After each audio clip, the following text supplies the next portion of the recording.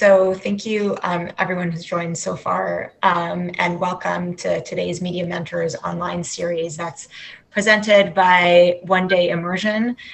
We appreciate you spending, an hour with us today.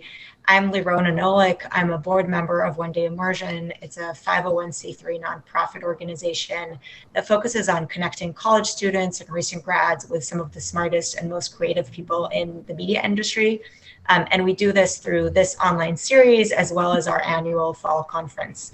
Our goal is to really help students navigate their way around this disruptive world with conversations from different voices, experiences, and roles. And so I'm super excited to have with us today our guest, Jess Weiss. She's the publisher and co-founder of Trix Magazine.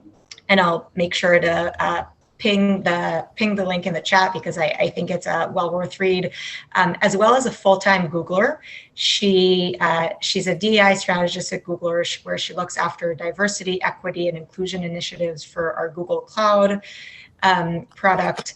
Trix is a new media venture that utilizes research-backed tools for women's media equality, featuring the work of journalists and artists from all over the world. It produces storytelling for independent and curious women. And just a quick note about sort of how I found out even about Trix and about what Jess and her co-founders are doing is that I'm a full-time Googler myself. And so I came across sort of Trix in one of the Google groups and was really just fascinated with the articles. I even got the first magazine in print. Today it's fully digital, but I have the print edition. And I spent a really long time just reading through it and just enjoying everything and thinking to myself, this is how women's journalism and women's media should look like. And how has this not been done until today? And so I'm really excited to have Jess with us sharing her story and how Trix Magazine came about. So I'll pass it on to you, Jess. Thank you for being here. Thank you so much for the warm welcome and the introduction. And I just wanted to make sure that I make time for questions. So can you remind me, 20 minutes at the end? Like how long do we sort of have to? Yeah, about 20 minutes. Yeah. About 20 minutes. Okay, great. Well, and I would love for this to be as dialogue driven as possible. So for students in the room or Dolly or Lironi, if you have questions or thoughts, like please don't feel like you just have to listen to me drone on for the next 30 minutes. I really welcome interactivity, so please don't be shy. And I see that there's a chat window now, live chat bubble that's working. So if you have questions or comments or things you just want to chime in and ask as we're going along, please pop them in the chat. So, as Lironi mentioned, I'm juggling kind of two different lives right now, which I think are very complementary. But since this is really a media group today, I'll start with the Trix background. And I always like to introduce Trix with the origin story, which was really how it came about, almost by accident. So this was back in 2018, and I lived in New York at the time, but I was on vacation with family, and my little 2-year-old niece, I was on babysitting duty, and we were at like a nice beach hotel, and we're sitting by the pool. And being like a very busy-minded New Yorker, I sit at a pool on vacation. I'm like, I have to be doing something. I'm checking email or I'm like reading the news or something. It's very hard for me just to sit still. But then a couple of things happened that led to really like the birth of Trix. My phone died and my niece fell asleep. And so I was like captive to my pool chair with nothing to do. And I kind of panicked. I was like, oh no, she's sleeping. I don't want to wake her up. My phone is dead. I'm supposed to just sit still by the pool and enjoy myself. Like, I don't know how to do that. So one thing led to another, and I started looking around and I noticed that there's some women's magazines and some men's magazines that are there at the sort of hotel pool stash. And I'm like, well, what the heck? I don't normally read any of these magazines because there's nothing relevant to me, but let me see like what Glamour and Men's Journal have to say, because I have some time to kill. And I remember going over and sort of perusing the magazine stands and seeing, it was Glamour, seeing a headline. It was a January issue, so it's all about resolutions, New Year's resolutions, right? in January. And the headline on the magazine said, "How to have your best year yet, how to kill it in 2018. And I remember thinking to myself, like, oh, that's an interesting take. You know, I'm used to seeing like best bags or lipstick or like hot tips to please your man in bed on the cover of these magazines, right? And instead it was, you know, it was a pretty conservatively dressed celebrity who'd been a strong female lead in Star Wars, and the caption drew me in, saying like, how to have your best year yet. And so I'm like, okay, all right, I'm gonna give this a shot. And I can literally like pull out the magazine. I still have it. And I remember opening up and seeing half a page dedicated to, it's called an ode to liquid eyeliner. And the article proceeded to spend about like 250 words praising liquid eyeliner for its ability to like disguise hangovers, or if you're like not, if you haven't been sleeping, nobody has to know. You can just run into the office and like sweep your eyeliner on, and like nobody has to know that you're a hot mess, or whatever the article was trying to say. And I remember laughing to myself because I was like, I remember thinking, like, first of all, no, I don't have any judgment on that because I wear liquid eyeliner and I've been hungover before. And like, I don't have a problem with that. I don't have a problem with fashion. But it being labeled and hooking me as how to have your best year yet and like how to kill it in 2018, it just, I was like, this is a really low bar. if how to have my best year yet is to like not look hungover, I just feel like I have some work to do. So I remember sort of laughing to myself and thinking like, is this really how we're talking to women today still? Like, is this still actually how we speak to women? And I probably, you know, wouldn't have thought twice about it. But again, because I was captive to my chair and just had nothing to do, I reached for a men's magazine. This was Men's Journal. Had never picked it up or read it before in my life. And I start flipping through it, and I literally had this visceral reaction to how different the editorial tones were and how different the content variety was. And I was so drawn to all of the articles in Men's Journal. You know, there was everything from like interviews with activists and entrepreneurs to these extreme travel essays and endurance sports tips and things that like I actually resonated with. And I had such a strong like emotional reaction to the contrast. I went back that night to have dinner with my family, and I actually turned to my father and said, do you know the difference between men's and women's magazines today? Like, men's magazines speak to their readers as if they're smart, as if they're intelligent, as if they have like many different interests. And this women's magazine is speaking to me like I'm an idiot. And, you know, and my dad turned to me and was like, well, you should make one. And like a lot happened between now and then, but that's essentially, you know, what really drove my then friend, now business partner, editor-in-chief, and I to say, look, this is a clear gap in women's media. We don't have anything that's substantive and talking to us like we're intelligent and covering a variety of topics and hiring smart female journalists. Like, why doesn't this exist yet? And we actually spent 3 or 4 months looking for that, and we couldn't find it. So we decided to create it instead. And that is really how Trix got started. So, you know, I'm curious, because I want to make this interactive. If anyone, like, I'd love to just hear a little bit more about the types of media that folks on the call are interested in, because there's a lot of different things I could talk about with Trix and what we're trying to do, but I'd love to make it relevant to who's here. So maybe you could just type in the chat window, like, what is it? What particular topics in media are you drawn to? What do you think media is missing today? What are you passionate about within media? And feel free to come off mute too, if you'd prefer. And I'm a facilitator in my full-time job, so I'm happy to hold space with silence. Hi, Holly. Hi, Jess. I love that comment you just made about silence.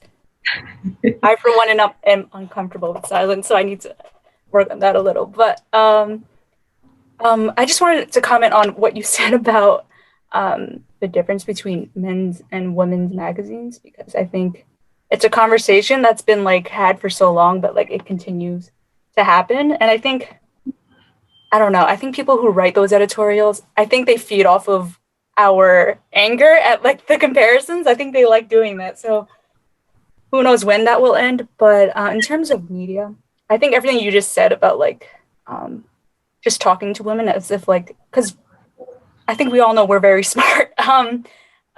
Just like women empowerment, anything on that, or like just matching us up to to where people see men. It's like, it's a conversation that needs to be had more, even though we all know as women, you know, where we stand. But yeah, I couldn't exactly put that into words and put it in the chat, but that's no, how I would that's great.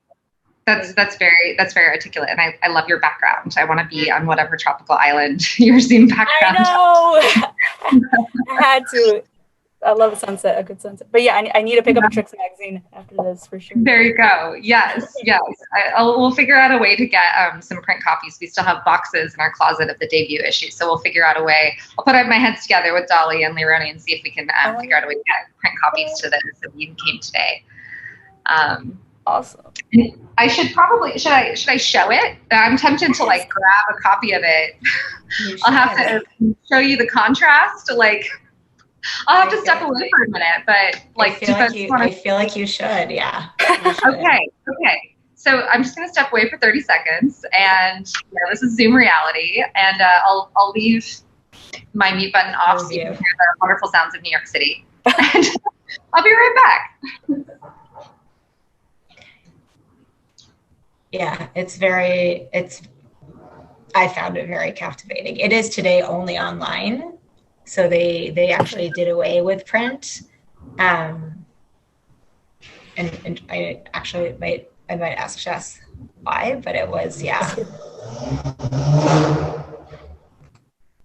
All right. Well, I heard I might just ask Jess why. Oh yeah, because I mentioned to Holly that it's no longer actually in print, right? It's digital only. And so I said, I don't actually know. I mean, I can assume why, but I don't really know why the first one was in print versus like going to digital only. So might be a good question to ask you about that transition. Yeah, absolutely. And I'm happy to share that and a little bit more of the sort of business side of why we made that choice. And I want to acknowledge Amber for, am I saying it correctly, Amber? On her collaboration between activism and media. I think that's really important. And I think actually Teen Vogue of all publications has done a really nice job of that. So I do, even though, I think Anna Wintour, I often say, what if Anna Wintour, editor-in-chief of Vogue, had created a leadership empire instead of a fashion empire? I do think Teen Vogue is a really important publication for exactly that, collaboration between activism and media. So let me just show you this and I'll talk about the transition from print to digital. So here was the Glamour magazine. I actually ordered an archival copy so I could have this. This is the one that I saw years ago. So you can see it's, I actually I'm embarrassed I don't know this celebrity's name, Daisy Ridley. She was in, and it is May 4th, so May the 4th be with you for the Star Wars fans. So she was the strong female lead, right? And it says, "See, party like it's 2018. Take your life up a level." That was the thing, take your life up a level. And so that's what kind of hooked me. And then, I'm flipping through and there's some stuff about, there's like some decent stuff around doing workouts you don't hate. But then it comes to, here's literally the titles. Order wine like you know what the F you're doing is one article here. And there's just a girl who looks like really pretty drunk, right?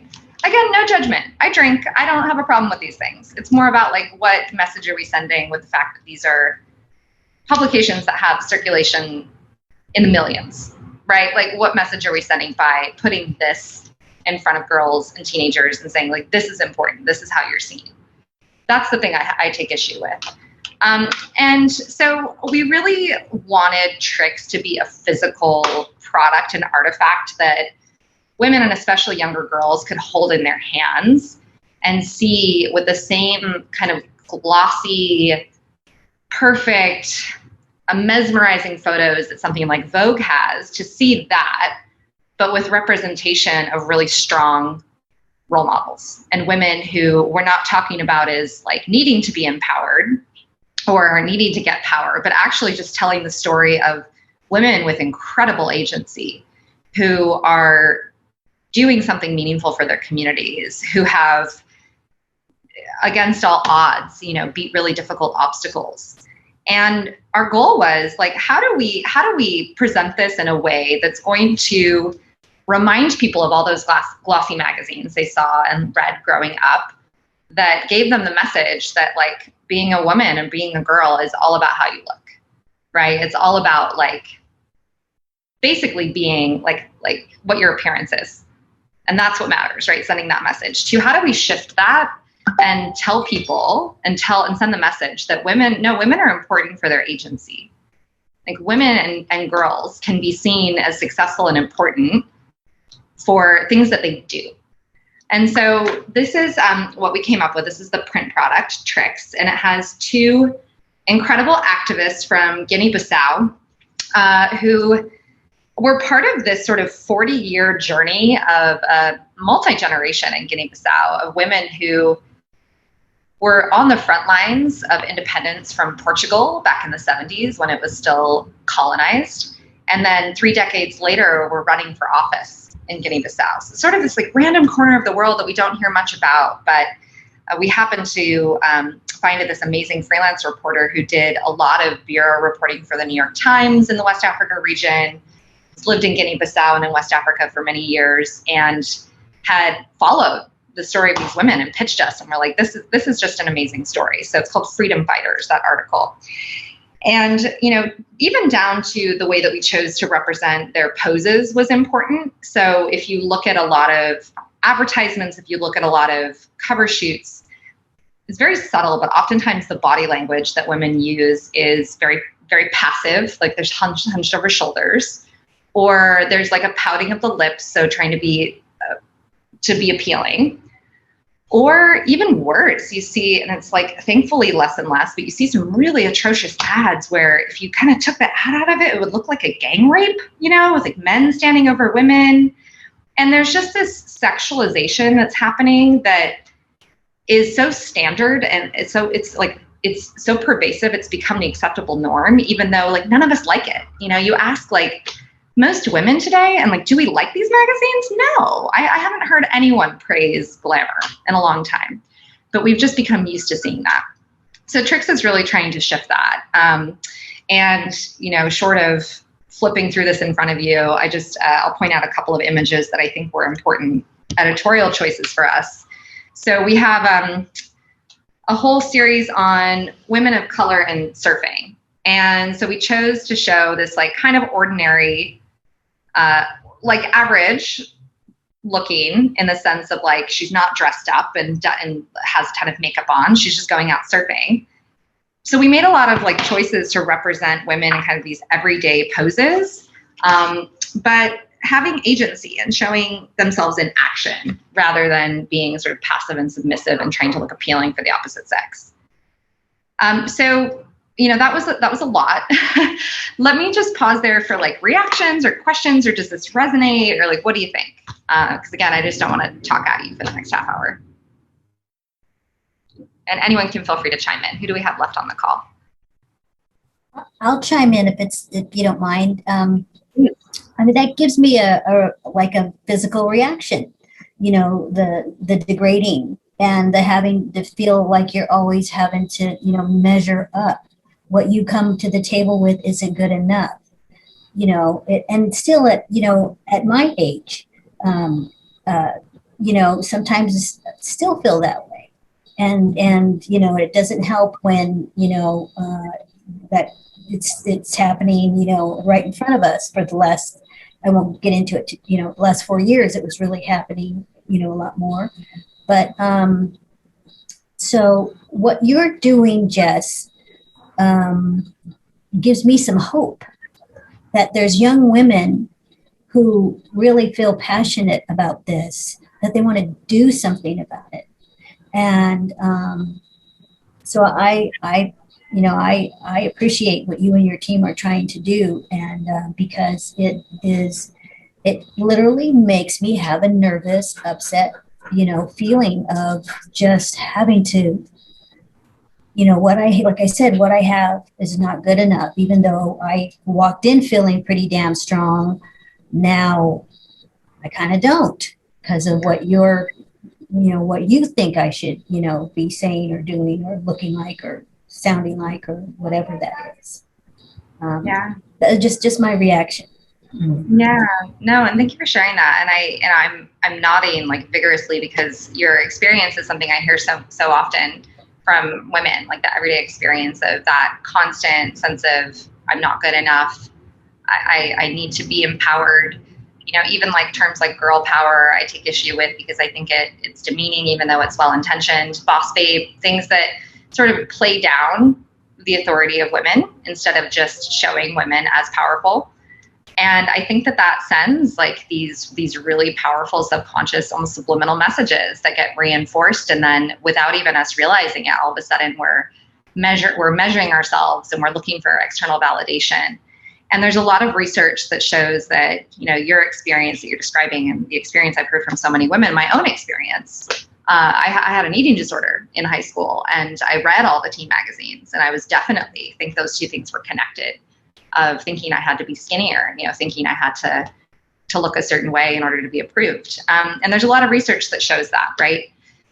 That shows that this is like what's happening. And unfortunately, I think that why we haven't seen as much progress as we would like to in these women's magazines changing and shifting, even though Lee, you said early on, like, how has this not been done before?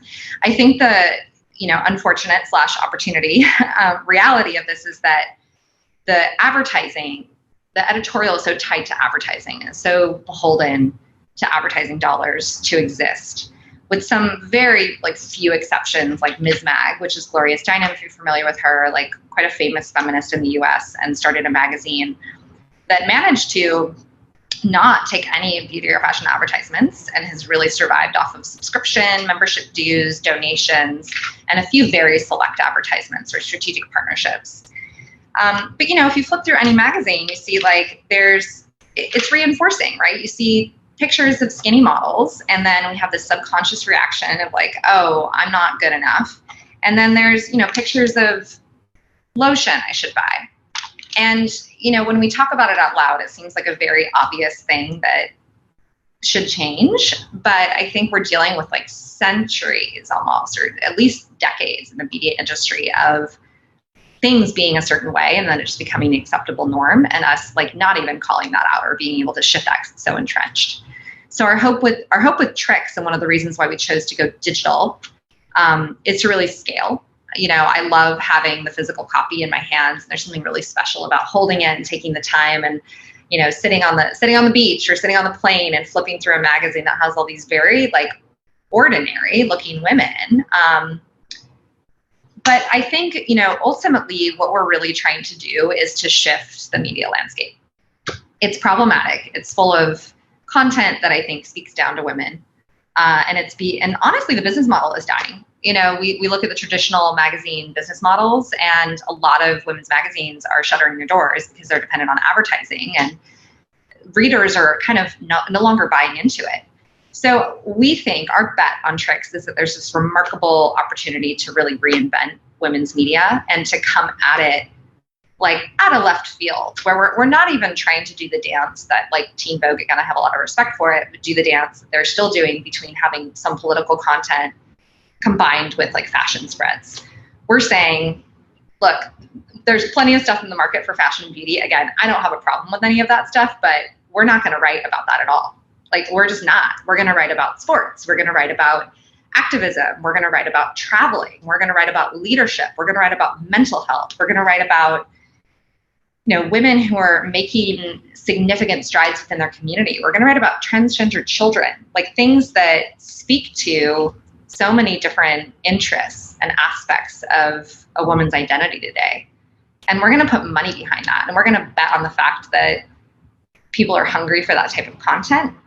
And then in terms of sustaining it, we're going to actually double down on betting on emerging women's businesses and brands that have a similar mission to Trix. So I'll give you an example. So Ellevest, if you've heard of Ellevest, is the first of its kind women-focused investment firm. And it was started by a former Wall Street CEO, Sally Krawcheck, who's a very big personality. She's been on like the Trevor Noah Daily Show. She's kind of everywhere. If you Google her, like, she's kind of a big deal. But she had a career on Wall Street, and then decided, she was so fed up with some of the sexism she was experiencing from a very like male-dominated investment industry, that she wanted to start something that was very woman-focused. And she actually was a guest of ours a couple of years ago for a keynote and came and spoke to some of our Trix members and readers. And we did a piece on some of the concepts that she's putting forward, like the gender investing gap. So that's actually an article. So they're an example of one of our strategic partners that we would choose to advertise, that we would choose to write a story about, or we would choose to profile. And that's monetizable by us. So that sustains the business model. It also helps us to reach new audiences. But we're very aligned with what she is trying to do for women and by women. So, you know, I would love to keep producing these amazing like print products. What they don't tell you when you start out to make a magazine and don't know what you're doing is that it's actually incredibly expensive to ship. And it's incredibly expensive to get into like a Hudson newsstand. So the distribution of print magazines is actually quite challenging. We were doing okay with that until COVID hit, because we would go to in-person events and we would give women an experience of, you know, a thought leader, a speaker, something about Trix. And then we would say, for your $20 ticket, you also get to take home one of the magazines. Obviously COVID hit and that's a lot harder to do, and shipping is just prohibitively expensive at our stage. So my hope is that we can bring the print product back, but once we are much bigger, and who knows, maybe bought by Condé Nast because they realize that they really need to catch up with what women want today and what readers want to see. So I know we're coming up on like Q&A time. Maybe I'll stop there and see if there are other comments or questions based off what I've said so far. I have a question for you. So going back to, you know, you mentioned how, you know, you didn't realize sort of the distribution costs. Going back to that moment in time where you realize, you know, there's something here, there's an opportunity, I feel passionate about it, I should do something about it. What are some of the other things that you didn't know at the time? Like, how did you sort of get Trix off the ground, right? What sort of, you know, you don't have a journalism background, right? So what are sort of other big things that you really didn't realize that you would need to deal with? That's a great question. And I want to start with just like some, you know, group coaching inspiration to say, like, don't ever let your lack of experience with something stop you from trying. I think that is like such a common message that women receive. And again, unfortunately, there's plenty of research that shows this. And I will also say that when I was starting, when I had the idea for Trix, I had coffee with like plenty of media veterans. It's like, I have this idea, I want to make this happen. How do I do this? And very well-intentioned people who like the idea were like, you don't have a journalism background? Like, you've never made a magazine? Like, how are you going to do it? There's so much doubt that was being thrown my way. And so I want to say to like everyone, and I hope this message gets passed on to whoever you see, like, just don't let that stop you. Don't let your lack of knowing how to do something based on what you've done in the past stop you from trying, because nobody is born an expert. Nobody like walks into this world knowing how to make magazines, right? You figure it out. And so I'd say that's just like an important mindset to have when you're passionate about something. Just, you got to kind of go for it. But the second thing is, even if you don't have all the answers, there's such power in a team. And I would not have been able to make Trix possible without friends and advisors and like business partners who are now my business partners formally, people who loved the idea but brought very specific skills that I lacked. And so as I'm shifting from the publisher role into the CEO role, so we've incorporated, so we're officially a corporation now, I really have to make sure I'm being humble about the things that I don't know and not letting that stop me, but saying like, who do I need to hire and trust, and what talent do I need to attract to fill some of those capabilities gaps and make the sum a greater sum of all parts, right, than just what I could do on my own. And so it takes some of the pressure off, I think, to be like, I have to have all the answers, or I have to learn how to do these things I don't know how to do, or to like, how do I build a really great team? And you kind of unite that team through a shared vision, and then trust that those folks who have immense talent will actually bring that forward, and we'll be able to make an amazing product together. So that was more of an abstract answer to your question, Leonie. I think some of the specific things that were surprising Some of the bigger things like distribution, that was a big shocker. I didn't know that would be such an expense. I wish I'd known that in the beginning. It probably would have changed our approach, but we learned and we adapted.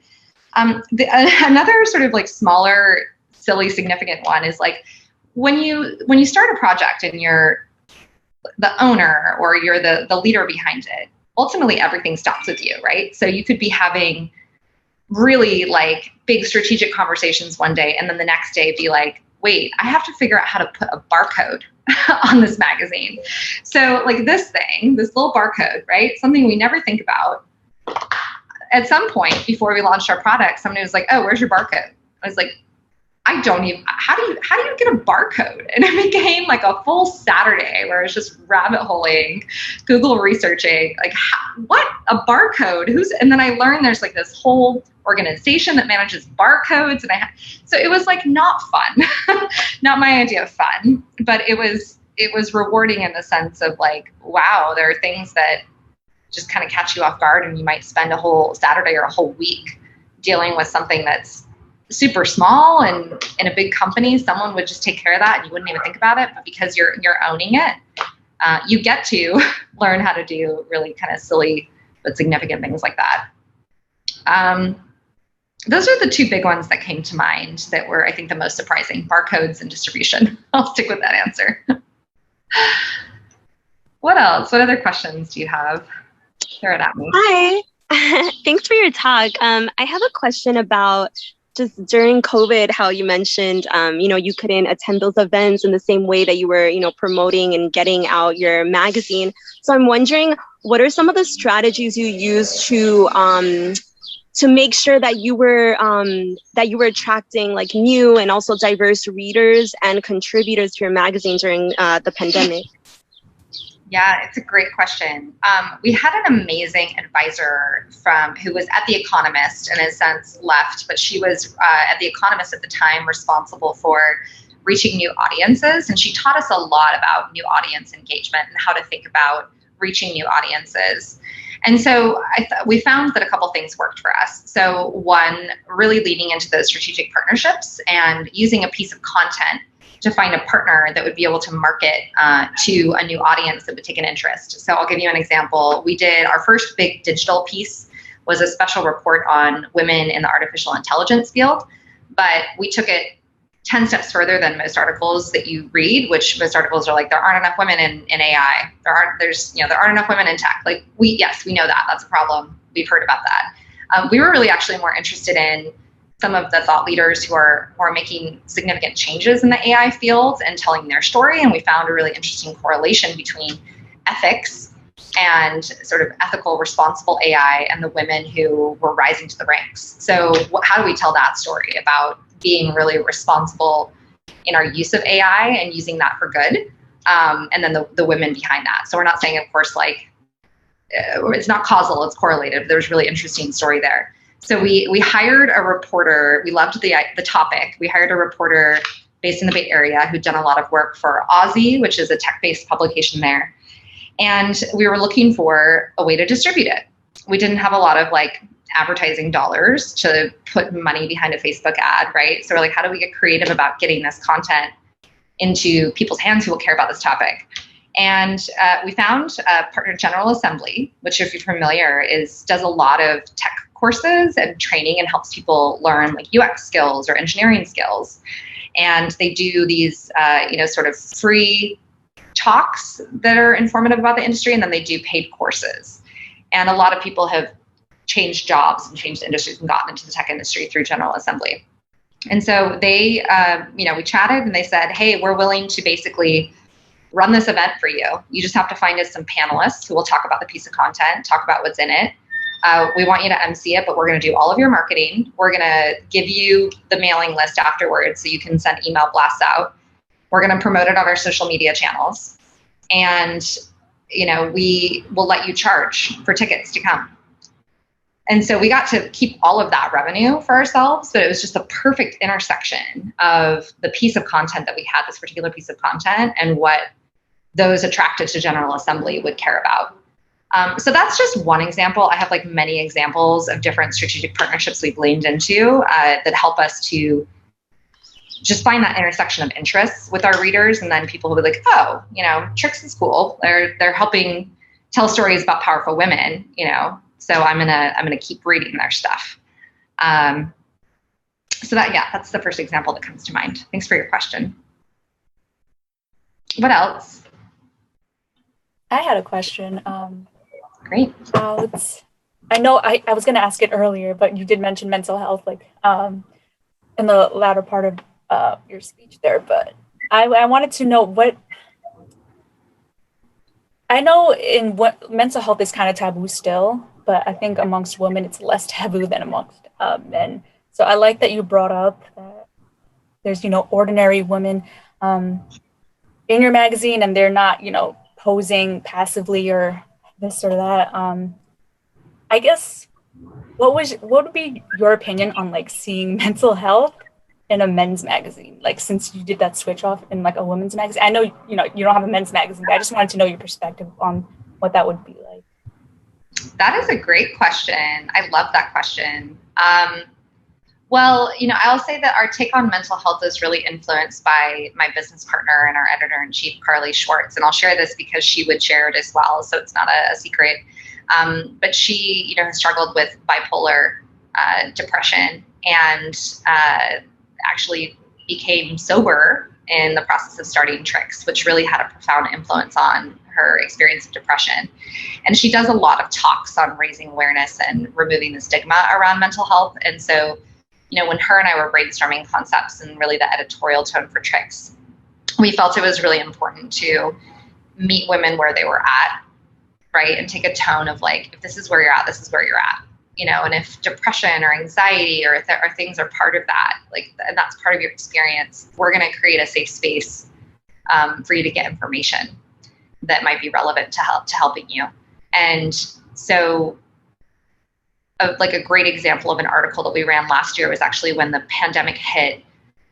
We had a hunch that women who suffered from postpartum depression would have more trouble getting treatment because of the lockdown. And so we actually hired a writer to go and investigate that. And because we are solutions oriented in our journalism, we really didn't want to just put out a super depressing article about how women who struggle from postpartum depression can't get treatment. We really talked about solutions and some of the ways that doctors and healthcare providers were working in innovative ways to get treatment to women despite COVID. So I'll just say, I think our take on mental health was really influenced by my business partner. To the question around men's magazine, that's such an interesting one. There's an article we chose to do in our first issue called about men's circles, and men's circles redefining what power means in the masculine sense. So I think there's, whether or not you buy it, and I think it's problematic to say feminine, masculine applies to certain genders and all that. But there is definitely this story that we have in society that being masculine means you're not emotional and you're tough and you power through and you don't talk about your feelings. And when we started talking to people about Trix, we weren't just talking to women, we were talking to friends of ours of all identities. And a lot of the men that we spoke to were like, this is so important because we actually need to, what you're trying to normalize for women, which is success in ways that aren't appearance related, we actually need to normalize things that aren't considered normal for men, which is talking about your feelings and getting together and finding community support.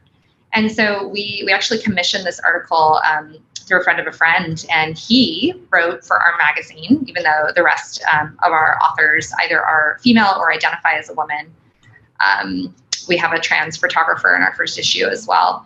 And he wrote all about his experience of joining men's circles and how that really taught him to move away from, again, that idea that he had to be so tough, and how toxic that leaning into that really ended up being for him in his relationships and the way that he showed up for the world.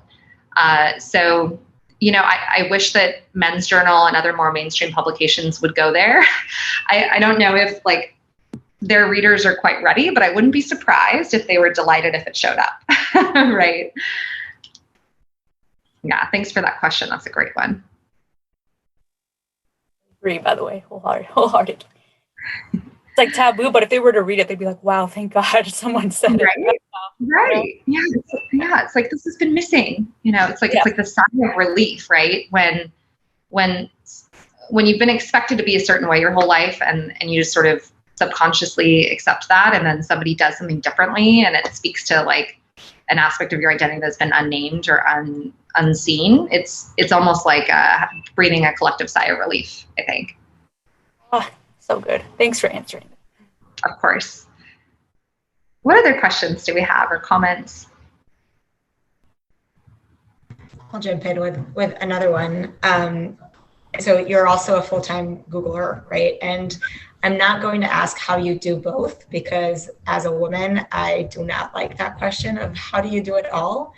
Right. But I do want to, if you don't mind sharing a little bit about why the choice, right, to continue in a full-time role when starting your own thing, as well as maybe if you can talk about, are there things that you get in, at Google that you don't get at Trix versus things that you get at Trix that you don't get at Google, and sort of how those maybe complement each other, right, or maybe contradict? Yeah, these are great questions. It's a very strategic choice to do both for now because of the financial stability and security of the full-time role and the benefits and everything. And I would say, the vision is to be able to leave and at some point in the future and work on Trix full-time. And we have a lot of things in the works right now. We're actually in seed round fundraising and starting that process. So I wouldn't be surprised if in a year, we're having a different conversation, but it was very intentional to do a lot of experimentation on a part-time basis so we could test, out the concept and learn from it and make it a sustainable business, particularly because it's so hard to make money in media, especially in like written journalism. It's a pretty tough business. It's not something that's seen as like the next unicorn in Google, right? But to your point around like, how do you do it all, right? I think that I have answered that question before, even though I agree it's a problematic question. The way I answer that is Trix like really feeds me. It doesn't feel like work. I'm so passionate about it. I get to meet incredible women.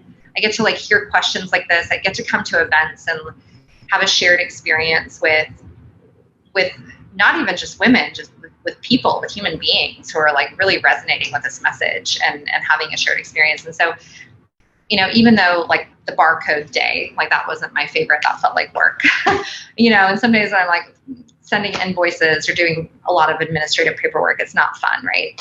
But the rest of it is so fulfilling that it oftentimes just doesn't feel like work. It feels like something I look forward to. In terms of though, like Google, I've made a pretty significant pivot in my career in the last year or so and went from being really focused on people development, so more instructional design, learning and development, executive leadership development, to being focused on diversity and equity and inclusion. And what I'm really enjoying about having Trix and having this new role at Google is it's almost like the personal brand is in perfect harmony.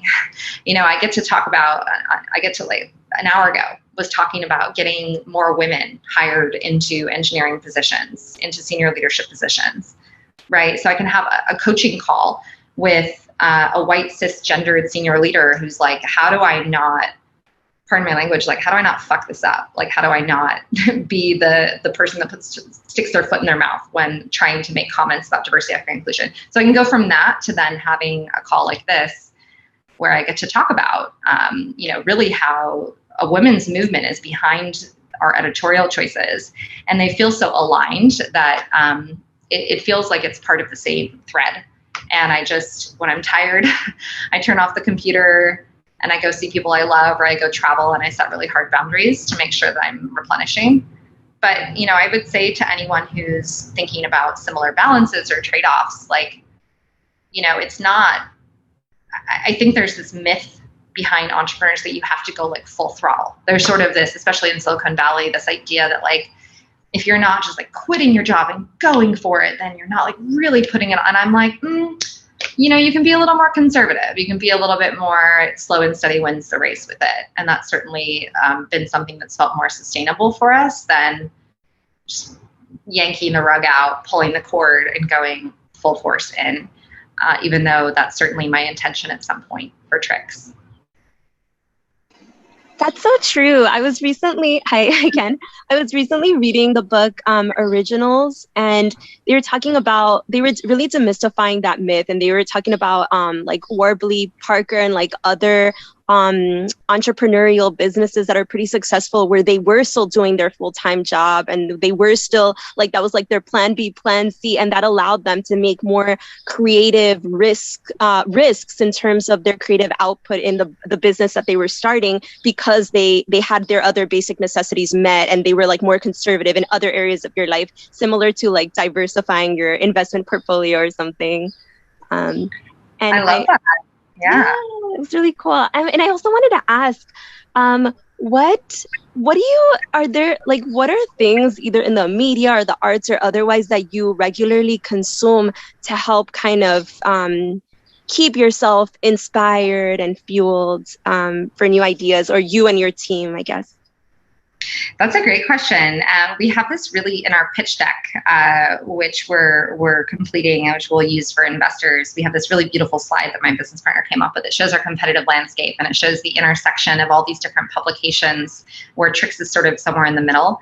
And every single one of those I read, in part to stay informed of the competitive landscape, in part for publications I truly enjoy. So some of those include In Her Words and The Lily, which are the New York Times and the Washington Post women's section. So, you know, think of really smart, intelligent, worldly journalism that that I believe the Washington Post and the New York Times puts out.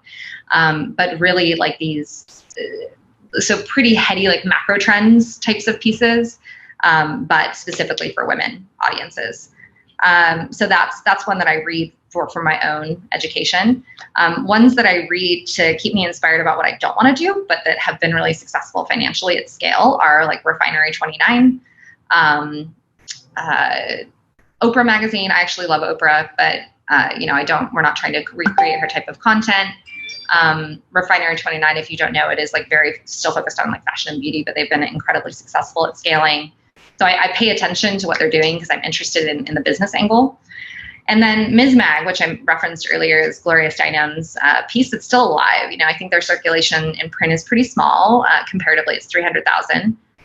But they've been sustainable, and they do really incredible pieces that are much more about women's rights. So very focused on the activism piece.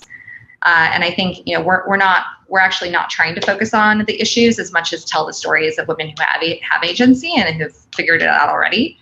But it's really inspiring. I mean, she's my hero. You know, I think if Gloria Steinem like picked up a copy of Trix and told me she liked it, I'd quit. I'd drop the mic. I'd be out. I'd be like, all right, I'm done. Like, it doesn't get any better than this. So I think all of those publications, it's like I read, some for my own that I like personally resonate with, but then I think about the ones that I don't want to recreate. Like, I don't want to go there. I don't want to be like this. And then, of course, just the ones that remind me of the movement piece, you know, really the activism piece that's behind what we're trying to do at Trix, even if it's not as obvious as in the tone that Gloria Steinem is doing with Ms. Mag. Thank you. Sure. I think we have time maybe for one more question. Well, I'll ask the final question. Just, you know, our audience and students, and so is there, if you had, you know, to go back to your college years, right, just put yourself in their shoes for a sec, what advice would you give yourself then? That's such a great question. I'll answer this from, you know, 20 years later. But when I was in college, you know, I studied really difficult topics like colonialism and terrorism and things that I just found like interesting, but obviously like pretty dark. And I think, and in part, I attest this to having male professors. The way that those subjects were taught was very intellectual. It was very like head up.